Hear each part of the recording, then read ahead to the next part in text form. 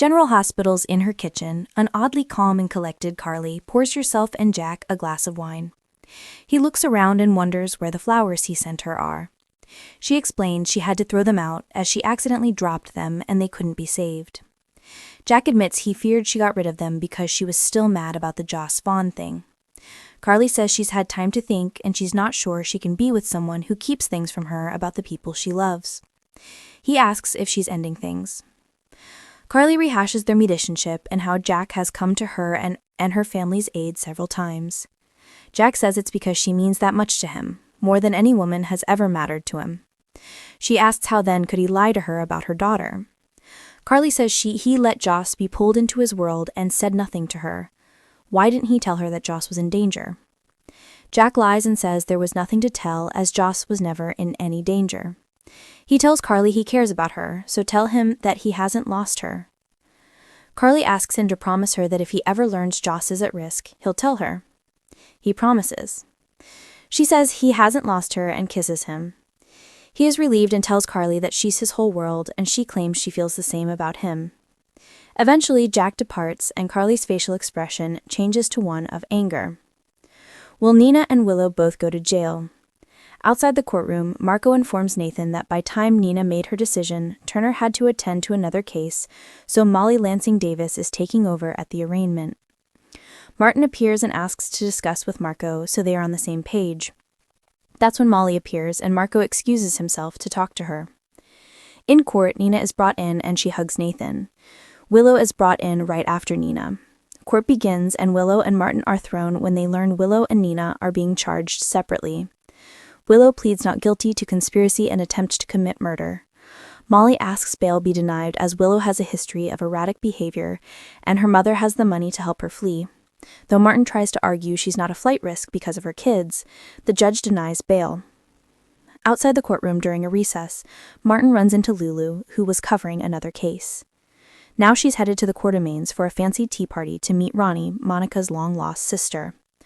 Martin acts like this is news to him, but is thrilled at anything that is bound to drive Tracy crazy. Back in court, Martin informs Willow that she's to be transported to Pentonville after Nina is arraigned. Martin says he must leave and she needs to find a lawyer to represent her, a criminal defense attorney. Court resumes and Molly stands up to say the charge of conspiracy to commit murder against Nina has been amended to making a false statement. Nina stands up and pleads guilty. Willow is stunned.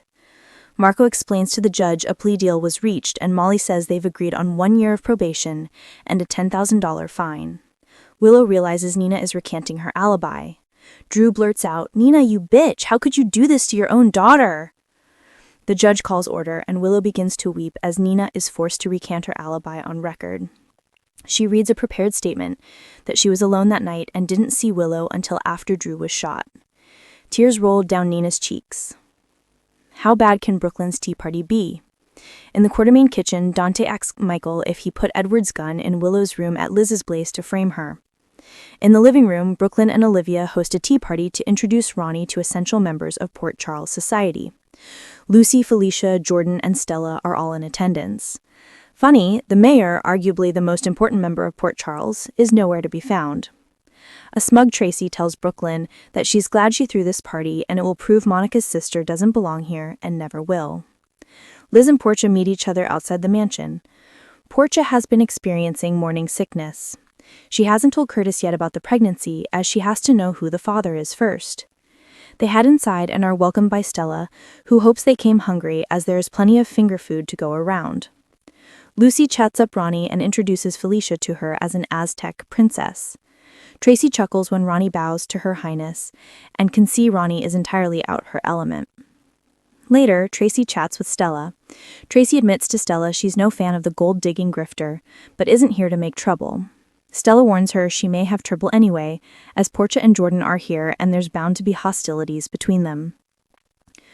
Ronnie speaks with Portia, Jordan, and Liz and can't believe a beautiful woman like Jordan is single. Portia snaps that she has a feeling Jordan won't be single for long. Call it a hunch, she notes. Brooklyn offers Portia tea and she asks for decaf, so Brooklyn goes to get some. Lulu arrives in the foyer followed by Martin. Martin claims she left her phone in the courthouse, but she has her phone, so the phone he's holding isn't hers. Suddenly, Stella corners them both to meet Monica's sister. Martin is pleased to meet Ronnie, while all the others discuss Willow and whether she's capable of shooting Drew. Liz suggests this isn't the time to gossip, and Lulu tries to convince everyone to try the salmon crackers. Portia abstains, and Jordan looks suspicious. Martin decides to get going and return this phone to whoever it belongs to. Stella walks him out, and Ronnie alone clearly seems out of sorts. Later, Olivia forces food on Portia, who ends up rushing out of the room as it makes her sick. Jordan follows her. Lulu and Lucy soon realize Ronnie appears drunk and maybe she's been spiking her tea. They decide to grab her some water. Tracy watches as Olivia and Brooklyn check on Ronnie, who claims she's feeling fantastic and announces that things are about to get fun. Ronnie announces to the ladies that they should all cut loose and have fun, starting with the classical music, which she thinks is boring. She announces this is her home and the ladies should feel free to kick off their shoes and do whatever they want. Ronnie then does just that. She kicks off her shoes, sits on the couch, and puts her feet up on the table. Did Michael frame Willow? Michael and Dante step out onto the patio to talk where they won't be overheard. Michael insists he didn't frame Willow, but if he did, that means he shot Drew, so does Dante believe he did? Dante admits Michael has the stronger motive over Willow. Dante says if he is guilty, then he has to come forward and turn himself in. Michael remembers that's the same advice he ggave him during the Claudia Zaccara incident, and he was sent to Pentonville, so why should he take his advice again?